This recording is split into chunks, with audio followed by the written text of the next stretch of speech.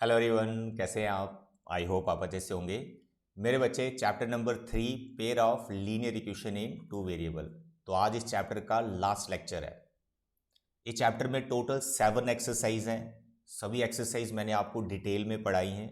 I hope आप proper notes बना रहे होंगे और हर एक जो वर्ड प्रॉब्लम, सिचुएशन प्रॉब्लम मैंने आपको समझाई है, आपने उन सभी पेयर को प्रॉपर सॉल्व किया होगा। फिर भी अगर आपको किसी एक्सरसाइज में, किसी क्वेश्चन में कोई डाउट आता है, प्लीज़ आप मेरे को कमेंट बॉक्स में बताएं। आपके डाउट्स भी इस चैनल के थ्रू क्लियर किए जाएंगे, राइट? तो मेरे बच्चे, आज लास्ट लेक्चर है, तो आज इस चैप्टर की हम इंपॉर्टेंट एग्जाम्पल्स डिस्कस करने वाले हैं। टोटल इस चैप्टर में 19 एग्जाम्पल्स हैं, 19 एग्जाम्पल्स। तो उसमें से कुछ एग्जाम्पल्स बहुत ज़्यादा इंपॉर्टेंट हैं। वर्ड प्रॉब्लम है, मैक्सिमम सिचुएशनल प्रॉब्लम है, तो कई बार बच्चों को कन्फ्यूजन होती है। तो कुछ इंपॉर्टेंट एग्जाम्पल्स मैं यहाँ पे करवाने वाला हूँ। बट आपकी ड्यूटी बनती है कि 19 की 19 एग्जाम्पल्स आपकी नोटबुक पे होनी चाहिए। बाकी एग्जाम्पल्स मैं स्किप कर रहा हूँ, कौन सी जो ईजी वाली हैं वो आपके लिए छोड़ रहे हैं, क्योंकि हमने सभी एक्सरसाइज कर ली, सारी सिचुएशन प्रॉब्लम हमारी हो गई हैं। तो जो ईजी वाली यार एग्जाम्पल्स हैं, ईजी वाली सिचुएशन प्रॉब्लम यहाँ पर आई हैं एग्जाम्पल्स में, वो आप खुद ही कर सकते हो, तो आपके लिए छोड़ रहे हैं। फिर भी अगर उनमें कोई प्रॉब्लम या डाउट आता है, आप मुझे बताओ, उनको भी सॉल्व करके बता दूंगा, ठीक है? बट यहाँ मैंने कुछ सिलेक्ट किए हैं वर्ड प्रॉब्लम, वो हम करेंगे। देखिए बच्चे, यहाँ पर टोटल जो 19 एग्जाम्पल्स हैं, उन सभी एग्जाम्पल्स को एक बार मैं आपको दिखा दूं कि कितने इजी हैं। देखो, example number 1 very easy. Section 3.1 को आप रीड करेंगे, वहाँ से आपको समझ में आ जाएगा थ्योरी क्या लिखी है, तो उसके अकॉर्डिंग आपको यहाँ पे इक्वेशंस बना लेनी। तो ऐसे चुटकी बजाकर आप इन एग्जाम्पल्स से बना सकते हैं लीनियर इक्वेशन। एग्जाम्पल नंबर 2 बहुत इजी है। 2 पेंसिल, 3 इरेजर, फिर कॉस्ट ₹9, फिर उसके बाद 4 पेंसिल, 6 इरेजर, कॉस्ट ₹18। तो दो हमारे पास यहाँ पे इक्वेशंस आ जाएंगी। तो ऐसा क्वेश्चन हमने 3.1 में भी किया है, 3.2 में भी है। तो इस तरह से पेयर बन जाएगा, then you can solve graphically. तो आप इसको सॉल्व कर सकते हो। कंडीशंस मत भूलना कभी भी, सॉल्व करने से पहले हमेशा unique solution, no solution and infinite many solution के लिए पेयर को जरूर चेक करना है। ये मैं आपको बार बार बताता हूँ, क्योंकि पिक्चर क्लियर हो जाती है ना, कैसा सोल्यूशन आने वाला, ग्राफ कैसा बनने वाला उसका, ठीक है? Example 3, it is also very easy. इसको भी आप ग्राफिकली सॉल्व करें। देन एक्सरसाइज 3.1, तीनों क्वेश्चन मैंने डिटेल में पढ़ाए हैं, जरूर इनको आप कीजिएगा। उसके बाद हमारे पास आ गई एग्जाम्पल नंबर 4। ग्राफिकली इसको सॉल्व करना है, ठीक है? यूनिक सोल्यूशन है ये। a1/a2 is not equal to b1/b2 है। लाइन्स हमें इंटरसेक्ट करती हुई नजर आएंगी, बस आपको इसको ड्रॉ ही करना है, ठीक है? जहां इंटरसेक्ट कर रही हो, that is your solution. Question number 5 यहाँ पर पूछा है, find the following pair of equation has no solution, unique solution or infinite many solution. Graphically आपने इस पेयर को सॉल्व करना है, मतलब ग्राफ पेपर पे बनाना है इसको, ठीक है? तो लाइंस कैसे आएंगी वो आपको बतानी है। अगर तो इंटरसेक्ट कर रही होंगी, यूनिक सोल्यूशन है। अगर कॉन्साइड्स कर रही होंगी, इनफाइनाइट है। अगर पैरेलल लाइंस आ रही होंगी तो नो सोल्यूशन है। बस आपको ये लिखना है, ठीक है? इसके बाद बच्चे, एग्जाम्पल नंबर 6 वर्ड प्रॉब्लम है। ये मैं आपको थोड़ा सा इक्वेशन बना के दिखा देता हूँ। स्टेटमेंट पढ़े। Champa went to a sale to purchase some pants and skirts. तो यहाँ पैंट्स एंड स्कर्ट्स की बात हो रही है, तो बेसिकली हमें वही फाइंड करना होगा। लास्ट में आप देख भी सकते हैं, find how many pants and skirts Champa bought. बीच में कुछ कंडीशंस दे रखी हैं कि इतनी पैंट ली, इतनी स्कर्ट्स ली, तो इतना पैसा लग गया है ना, वो सबसे इक्वेशन बन जाएगी। तो सबसे पहले आप यहाँ पर नंबर ऑफ पैंट सेलेक्ट कर लेंगे, नंबर ऑफ स्कर्ट सेलेक्ट कर लेंगे। तो नंबर ऑफ पैंट्स यहाँ पर x सेलेक्ट कर ली गई हैं और नंबर ऑफ स्कर्ट्स जो है y सेलेक्ट कर ली गई। अगर आप फर्स्ट कंडीशन को देखेंगे तो आप रीड करें, the number of skirts is two less than twice the number of pants purchased. ये जो स्टेटमेंट लिखी है ये आपको फर्स्ट इक्वेशन दे देगी। नंबर ऑफ स्कर्ट्स, अब स्कर्ट्स कितनी है, y। देखो नंबर ऑफ स्कर्ट्स y, ठीक है, is what, two less than twice the pants. Two less बोले तो -2 करना है, किसमें से, ट्वाइस द पैंट्स। तो भाई ये फर्स्ट इक्वेशन बन गई, y is equal to 2x - 2। तो जो स्टेटमेंट यहां पर लिख रखी है इंग्लिश में, बस उसको मैथमेटिकली फॉर्म में कन्वर्ट कर देना है। ऐसे ही सेकंड कंडीशन है, number of skirts is 4 less. फिर स्कर्ट्स पे तो y is equal to 4 less.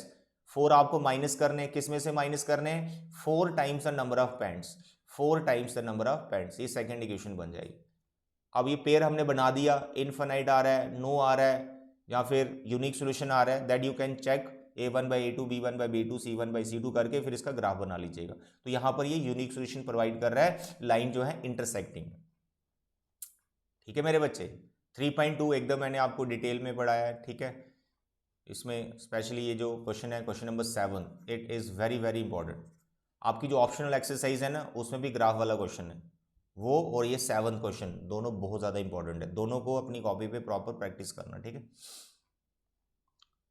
इसके बाद एग्जाम्पल नंबर 7, ये तो बहुत सिंपल है। इस टाइप के मैंने बहुत सारे क्वेश्चन आपको करवाए हैं, एलिमिनेशन, सब्स्टिट्यूशन, दोनों मेथड से सेपरेट 10 क्वेश्चंस मैंने अच्छे वाले क्वेश्चन सिलेक्ट करके उस लेक्चर में रखे हैं। आप उस लेक्चर को ज़रूर देखिएगा। ठीक है, देन एग्जाम्पल 8 सब्स्टिट्यूशन मेथड से किया है, उसको एलिमिनेशन से भी करो।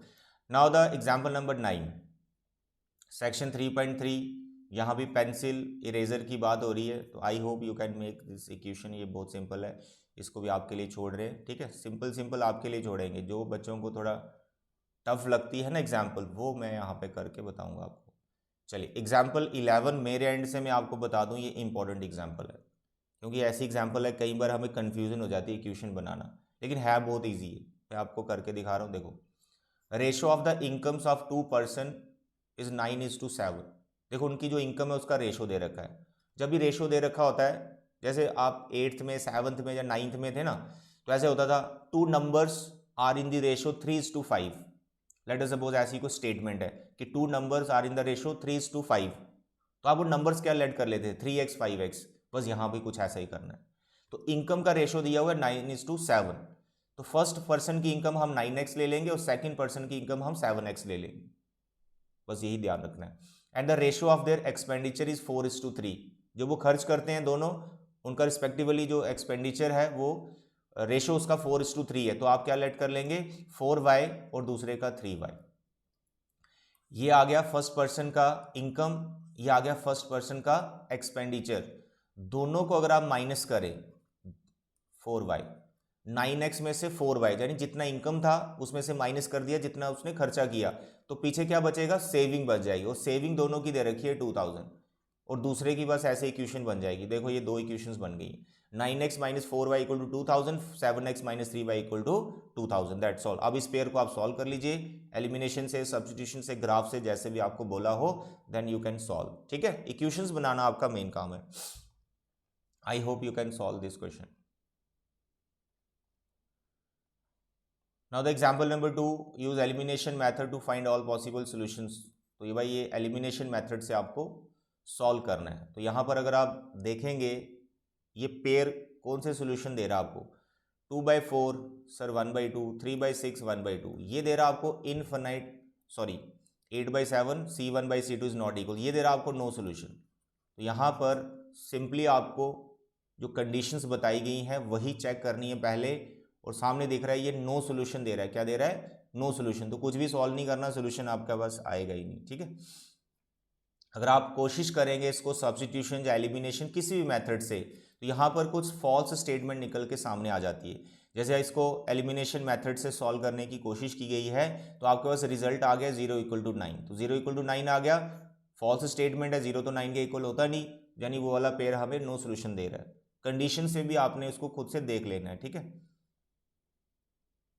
एग्जाम्पल नंबर 13, इसको भी मैं इंपॉर्टेंट एग्जाम्पल कहूँगा, इसको आप ध्यान से समझो। डिजिट वाला क्वेश्चन है, सम ऑफ 2 डिजिट नंबर, एक्सरसाइज में भी था, वहाँ भी मैंने डिटेल में पढ़ा रखा है। तो जो भी आपका क्वेश्चन होता है ना डिजिट वाला, अब यहाँ पे 2 डिजिट वाला, तो आपको 10th में 2 डिजिट वाला क्वेश्चन ही आएगा, तो उसमें 3 लाइनें लिखना फिक्स होता है। 2 डिजिट नंबर में एक 1s प्लेस होती है, एक 10s प्लेस होती है, 2 ये लाइनें लिखनी है और एक आपको नंबर बनाना होता है। ये फिक्स होता है ऐसा लिखना 101%। तो यहाँ मैं आपको लिख के बताता हूँ। एग्जाम्पल नंबर कौन सी है, 13। एग्जाम्पल नंबर 13 में डिजिट वाला क्वेश्चन है, तो आपको लिखना है late digit eight 1s place, जो 1s प्लेस पे डिजिट है let it be x, and the digit at 10s place, जो 10s प्लेस पे डिजिट है लेट इट बी y। 2 लाइनें ये होगी। फिर आपको लिखना है द नंबर, जो नंबर आपको ढूंढना है, फाइंड करना है, वो नंबर भी आपको यहाँ बनाना है। तो मैंने बताया था आपको नंबर कैसे बनता है, जो 10s प्लेस पे डिजिट होता है वो 10 से इंटू होता है, जो 1s प्लेस पे होता है वो 1 से इंटू होता है, फिर उसको प्लस कर दिया जाता है, फिर ऐसे नंबर बनते हैं। तो यहाँ पर 10s प्लेस पे कौन है, y, तो इसको 10 से इंटू करेंगे, वंस प्लेस पे x, इसको 1 से इंटू करें तो x ही रहेगा और फिर प्लस कर देंगे इसमें। तो ये जो आपके पास आया 10y + x, this is your required number. यहाँ पे y और x को हमें ढूंढना है, वो हम गिवन सिचुएशन से ढूंढ लेंगे। तो ये 3 लाइनें लिखना फिक्स होता है जो डिजिट वाले क्वेश्चन होते हैं, ठीक है। चलिए अब सिचुएशन क्या है, the number obtained by reversing the digit is 66. The sum of a digit, 2 digit number, and the number obtained by reversing the digit is 66. यानी वो नंबर और एक नंबर और जो उसी नंबर के डिजिट्स को रिवर्स करने से आएगा, उन दोनों का सम 66 है। मेरे बच्चे फर्स्ट कंडीशन में क्या है, ये वाला नंबर और इसके डिजिट को रिवर्स करना है। डिजिट को रिवर्स करने का मतलब जो वंस प्लेस पे उसको टेंस पे ले जाना है, जो टेंस प्लेस पे उसको वंस पे ले जाना है। तो भाई यहां पर आ जाएगा आपका 10x + y। The number and the number obtained by reversing the digits, इन दोनों का जो सम है, इन दोनों का जो सम है वो गिवन हमें 66। तो फर्स्ट इक्वेशन आपकी यहां से बन गई 11x 11/66, 11 कॉमन है, 66 को काटेगा, ऐसे इक्वेशन बन गई x + y = 6। ठीक है, देखो x + y = 6।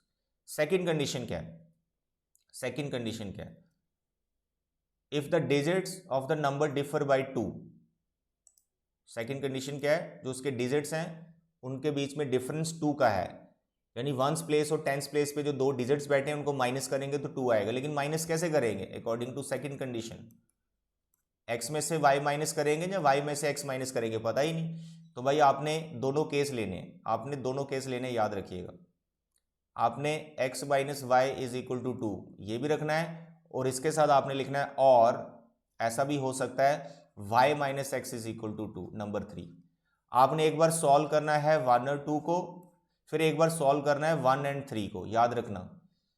1 और 2 इसको भी सॉल्व करना है अलग से पेयर बनाकर, 1 और 3 इसको भी सॉल्व करना है अलग से, जिससे रिक्वायर्ड आंसर मिले वही रखना। हो सकता है दोनों से ऐसा नंबर मिल रहा हो जो गिवन कंडीशंस को सेटिस्फाई कर रहा हो, या फिर एक ही नंबर मिल रहा हो दूसरा नंबर रिजेक्ट हो रहा हो। गिवन कंडीशन को जो नंबर सेटिस्फाई कर रहा है वही नंबर रखना है। सेकेंड और थर्ड को सॉल्व मत करना, ठीक है, वो आपका रिक्वायर्ड पेयर नहीं है जिसको सॉल्व करना। आपको 1 और 2 को सॉल्व करना है और 1 और 3 को सॉल्व करना है, दैट्स ऑल। ठीक है मेरे बच्चे, तो ये आप ध्यान रखें, कहीं भी डिफरेंस दिया है और आपको पता नहीं होता कौन सा नंबर बड़ा है कौन सा डिजिट बड़ा है, तो भाई ऐसे दो केस आपको बनाने पड़ते हैं। ठीक है, तो यहाँ पर दोनों नंबर्स रखे गए हैं, इसका मतलब 1 और 2 को सॉल्व करके जो नंबर आया और 1 और 3 को जो सॉल्व करके नंबर आया, दोनों नंबर सेटिस्फाई कर रहे हैं गिवन कंडीशंस को। तो एक नंबर 42 है, दूसरा नंबर 24, तो दोनों हो सकते हैं। चलिए आगे बढ़ जाओ। क्रॉस मल्टीप्लिकेशन मेथड आपके सिलेबस में नहीं है, बट जो क्वेश्चंस आपको दे रखे हैं उनको आपने एलिमिनेशन या सब्स्टिट्यूशन से करते रहना है। क्रॉस तो अभी इस सेशन के लिए डिलीट है।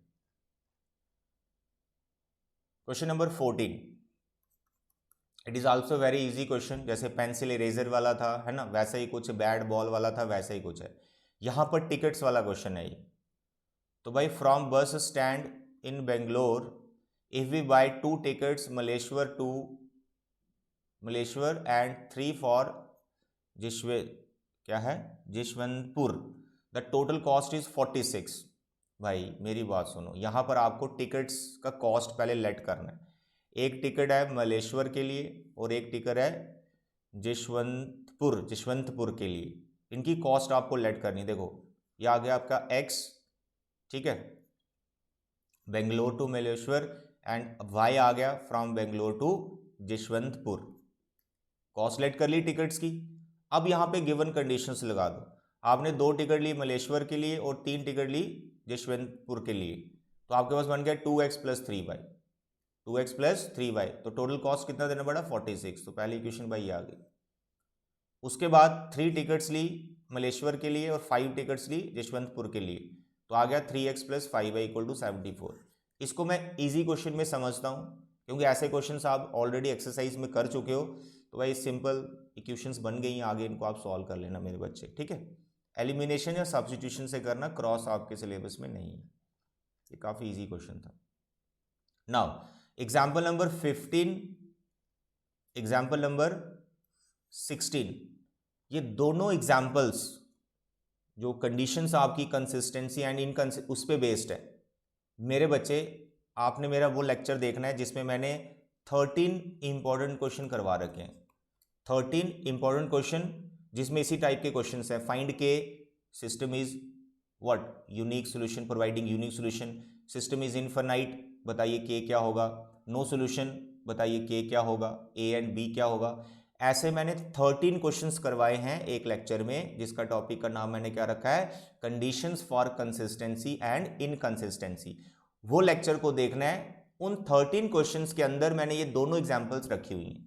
एग्जाम्पल नंबर 15 भी है उसमें और एग्जाम्पल नंबर 16 भी है। और एग्जाम्पल नंबर 16 में आपको बता दूं, it is very very important example. ये आपको बोर्ड एग्जाम में, या आपके स्कूल में कोई हाफ ईयरली या प्री बोर्ड कोई एग्जाम होगा, उसमें ही आ सकती है। It is very important example. Important इसलिए बोल रहा हूँ क्योंकि यार इसमें के की बहुत सारी वैल्यूज निकलती हैं, बहुत सारी क्या, 3 वैल्यूज निकलती हैं, एक +6 -6 एक 0 भी निकलता है। तो बच्चे तीनों वैल्यूज वहाँ रख के आ जाते हैं, बट इसमें से 2 वैल्यूज आपकी रिजेक्ट हो जाती हैं। तो वो 2 वैल्यूज आपको रिजेक्ट करनी है क्योंकि वो इनफाइनाइट मैनी सोल्यूशन नहीं दे रही होंगी। आपको यहाँ पर एक ही आंसर लिख के आना है जो इनफाइनाइट सोल्यूशन प्रोवाइड कर रही होगी।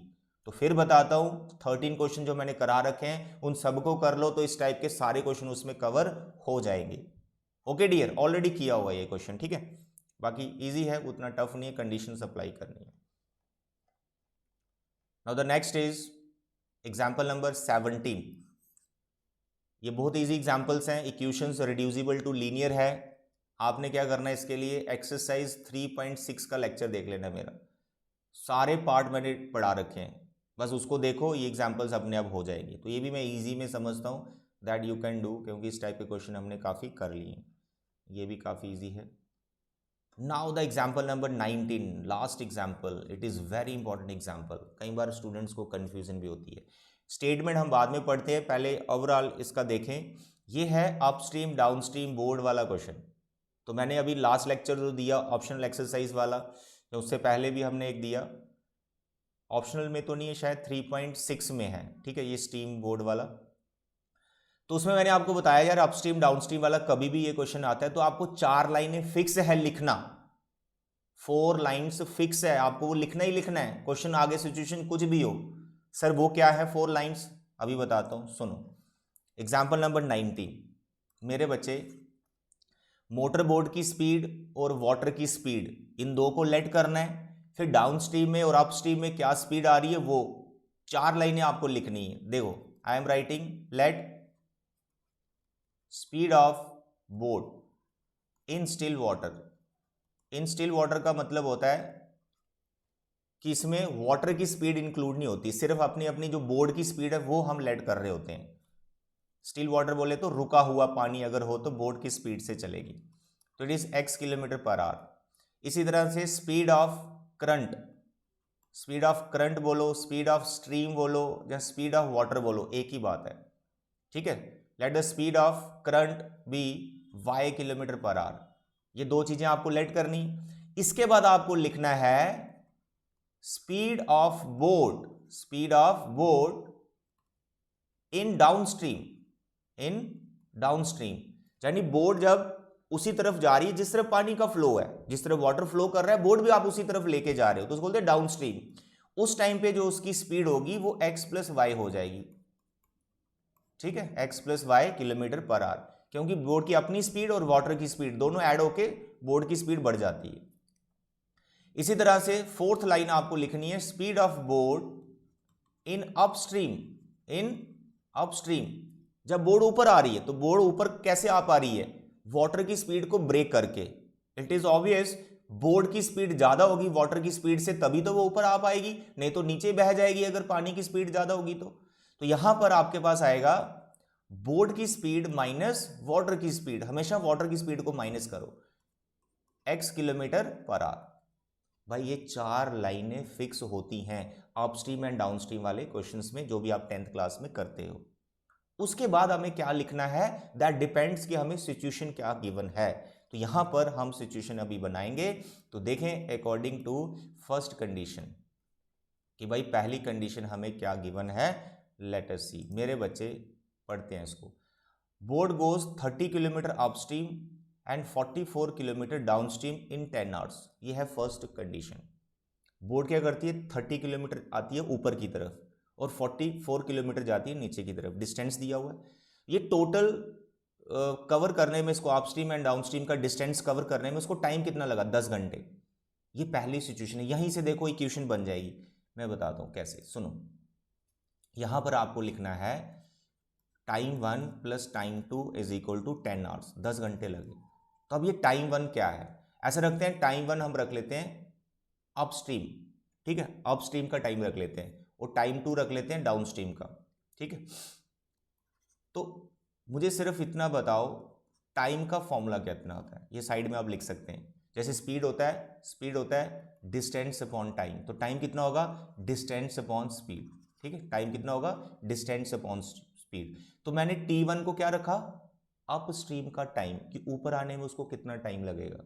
तो भाई कुछ नहीं, कितना टाइम लगेगा आपको पता ही नहीं, कितना टाइम, आपको टोटल टाइम पता है, आपको ये थोड़े पता है कि सिर्फ ऊपर आने का टाइम कितना लगा। तो आपको इसमें डिस्टेंस और स्पीड की हेल्प लेनी, T1 को फाइंड करने में।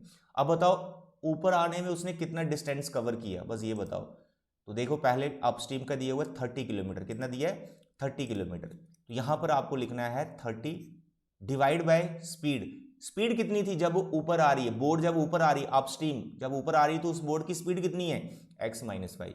मेरे बच्चे जो 30 अपॉन x माइनस वाई लिखा है, ये आपको टाइम दे रहा है अपस्ट्रीम का, क्योंकि ये लिखा गया है डिस्टेंस अपॉन स्पीड। इसी तरह से टाइम 2 हम किसे मान रहे हैं, डाउनस्ट्रीम का टाइम। डाउनस्ट्रीम जब वो नीचे जा रही है तो उसको कितना टाइम लग रहा है, तो फॉर्मूला आपको ये लगाना है, डिस्टेंस अपॉन स्पीड। तो भाई कितना डिस्टेंस कवर किया उसने जब वो नीचे जा रही थी बोर्ड, तो यहाँ दिया 44 किलोमीटर, 44, तो यहाँ लिखना आपको 44 डिस्टेंस। और स्पीड कितनी है जब वो डाउनस्ट्रीम में जा रही है, तो अब वो पहले बता रखा हमने, x plus y is equal to 10। मेरे बच्चे फर्स्ट कंडीशन से देखो इक्वेशन बन गई। और ये इस टाइप के जो क्वेश्चंस हैं, इक्वेशंस रिड्यूसिबल टू लीनियर, उस टॉपिक के अंडर आते हैं। Exercise 3.6 question number 1 7th and 8th part, दोनों पार्ट अगर आप मेरे वो देख लोगे, मैंने वो करवा रखे हैं, तो इन इक्वेशंस को वैसे ही सॉल्व करना है। तो अभी मैंने एक बनाई है, दूसरी बना के दिखा रहा हूं मेरे बच्चे, according to second condition. Second condition में भी कुछ ऐसा ही बनेगा, आपको लिखना है time 1 plus time 2 is equal to, total time वहां दिया होगा, तो टोटल टाइम देख लो 13 आवर्स दे रखे हैं, ठीक है। तो यहां पर लिखना है टोटल टाइम आपने 13। अब मुझे बताओ टाइम 1 किसे माना आपने, अपस्ट्रीम का टाइम, क्या माना है, अपस्ट्रीम का टाइम। तो अपस्ट्रीम वाला रिलेशन देख लो, अपस्ट्रीम कितना है, 40 किलोमीटर, कितना है, 40 किलोमीटर। तो यहां पर आपको लिखना है 40 अपॉन x माइनस वाई। और टाइम 2 किसे माना हुआ है, डाउनस्ट्रीम में कितना डिस्टेंस कवर कर रही है, 55 किलोमीटर। तो यहां पर आपको लिखना है 55 और नीचे आ जाएगा x plus y is equal to 13, number 2। क्या आप इस पेयर को सॉल्व कर सकते हैं, बिल्कुल सॉल्व कर सकते हैं। फिर बता रहा हूं 3.6 question number 1 7th part and 8th part, अगर आपको वो अच्छे से आ चुके हैं तो इन इक्वेशंस को आप सॉल्व कर सकते हो। ओके डियर, तो ये थी बच्चे example number 19, very important, I hope it is clear. आगे सॉल्व बच्चे आप कर लेना, ठीक है। यहाँ भी इक्वेशंस बना रखी हैं, आप देख सकते हैं, पर जैसे मैंने बनाई ना वैसे ही शॉर्ट में लिखना, एग्जाम में ज़्यादा लेंथी मत करना क्वेश्चन को, ठीक है, इतना ही करना, आगे पता आपको कैसे सॉल्व करना है।